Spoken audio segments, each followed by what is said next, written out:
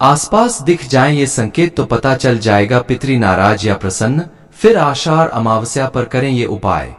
जब हमारे पितृ नाराज होते हैं तो कितना भी मेहनत करने पर शुभ फल की प्राप्ति नहीं हो पाती है। कमाया हुआ धन भी तेजी से खर्च होने लगता है। अगर पितृ नाराज हो जाते हैं तो हमारे घर की तरक्की रुक जाती है, जिसका प्रभाव वंश पर भी पड़ता है। वहीं पितृ को प्रसन्न करने के लिए अमावस्या का दिन बेहद उत्तम माना जाता है।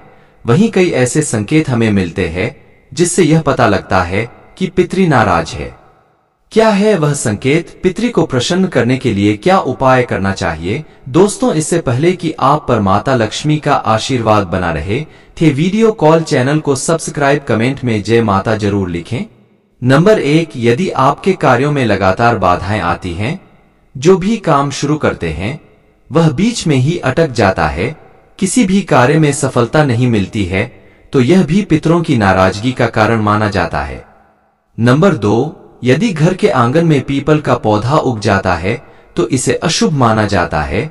धार्मिक मान्यताओं के अनुसार पितरों की नाराजगी के कारण घर के अंदर पीपल का पौधा उगता है। नंबर 3, घर के किसी जातक की विवाह में देरी हो रही है या फिर रिश्ते बार बार लगकर टूट जा रहा है तो समझ जाइए पितृ आपसे नाराज हैं। इसके अलावा जब बात बात पर घर परिवार में विवाद खड़ा हो जाए या गृह क्लेश बढ़ जाए तो समझ जाना चाहिए कि घर में पितृ दोष है और पितृ आपसे नाराज हैं। नंबर 4, घर का कोई न कोई सदस्य अचानक दुर्घटना का शिकार हो रहा हो या फिर किसी रोग से पीड़ित हो रहा हो तो इसे भी पितरों की नाराजगी का संकेत माना जाता है। इसके अलावा पितरों की नाराजगी के कारण आपको अचानक से धन हानि हो सकती है। बिजनेस में लगातार घाटा लगना भी इसका संकेत है। आर्थिक संकट में फंसे रहना भी नाराज पितरों का संकेत माना जाता है। नंबर 5, दाम्पत्य जीवन सुखमय नहीं चल रहा हो, हमेशा छोटी छोटी बातों को लेकर विवाद हो जाए या फिर आपके वंश में वृद्धि नहीं हो रही है तो समझ जाइए पितृ आपसे इसके अलावा नाराज हैं। पितृ को प्रसन्न करने के लिए असद अमावस्या के दिन किसी नदी तालाब के किनारे पितृ के नाम से तर्पण या पिंडदान करना चाहिए। इसके साथ ही उसे दिन पितृ के नाम से श्राद्ध या ब्राह्मण भोज अवश्य कराए और श्वेत वस्त्र का दान करना चाहिए। वही अमावस्या के दिन दोपहर के बाद काले तिल से हवन करना चाहिए।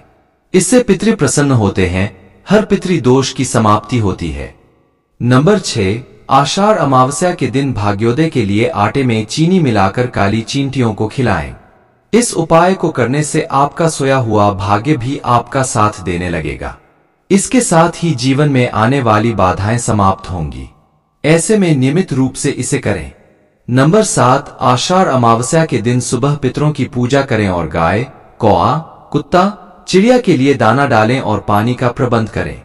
मान्यता है कि ऐसा करने से पितृ प्रसन्न होते हैं, साथ ही पूर्वजों की आत्मा को शांति मिलती है।